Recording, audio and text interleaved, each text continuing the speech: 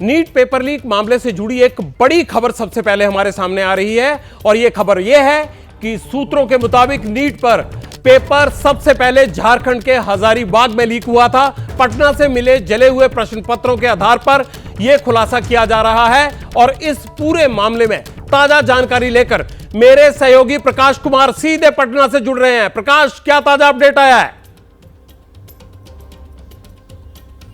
देखिए, ये जो खबर है कि हजारीबाग यानी जो झारखंड है वहां से ये प्रश्न पत्र लीक हुए थे, लेकिन ये जो प्रश्न पत्र लीक हुआ था किस सेंटर से हुआ था या सेंटर और जो स्ट्रांग रूम है उसके बीच में ये लीक हुआ था, ये अभी इसकी जांच और इसका खुलासा होना बाकी है। लेकिन ये तय है कि एनटीए ने जो जानकारी दी है बिहार के ईओयू को, उसके मुताबिक ये तय हो गया है कि हजारीबाग के ही एक सेंटर से ये क्योंकि जो बुकलेट का सीरीज है वो सीरीज को जब मिलान करने के लिए कहा गया तो एनटीए ने इसकी जानकारी दी और मुहैया कराया कि हाँ, ये जरूर हजारीबाग के सेंटर से हुआ है। तो अब तक का जो देखा जा रहा था कि सबकी नज़र यही थी कि आखिर ये प्रश्न पत्र आया कहाँ से, कौन से वो सेंटर थे, किस सेंटर से ये रिलीज हुआ था या लीक हुआ था, ये देखना दिलचस्प था। और इसकी जानकारी हालांकि बहुत पहले जब ये लीक हुआ था उस वक्त ही लग गई थी, लेकिन क्योंकि क्वेश्चन पेपर में जो बुकलेट सीरीज था उसकी जानकारी एनटीए बिहार सरकार को, बिहार की पुलिस को नहीं दे रही थी,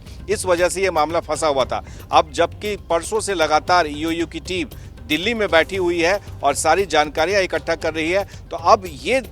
इस पर से पर्दा उठना बाकी है कि आखिर वो कौन शख्स था जिसने इसमें मदद की थी इस पूरे सीरीज को, इस पूरे प्रश्न पत्र को लीक करने के लिए। तो बिहार, झारखंड, हरियाणा, उत्तर प्रदेश, इन सबों का जो जाल है, जो नेटवर्क है, उसका खुलासा हो रहा है। और इस खुलासे में कौन कौन से ऐसे लोग थे और कहां कहां प्रश्न पत्र गए थे, इसकी जानकारी तब तक नहीं हो पाएगी जब तक कि वो व्यक्ति, वो शख्स, वो जो इसमें जो प्रश्न पत्र लीक करता था वो कौन है, इसकी शिनाख्त नहीं हो जाती है। बहुत बहुत शुक्रिया प्रकाश। आप इसी तरह से हर अपडेट सबसे पहले एबीपी न्यूज के दर्शकों तक पहुंचाइए।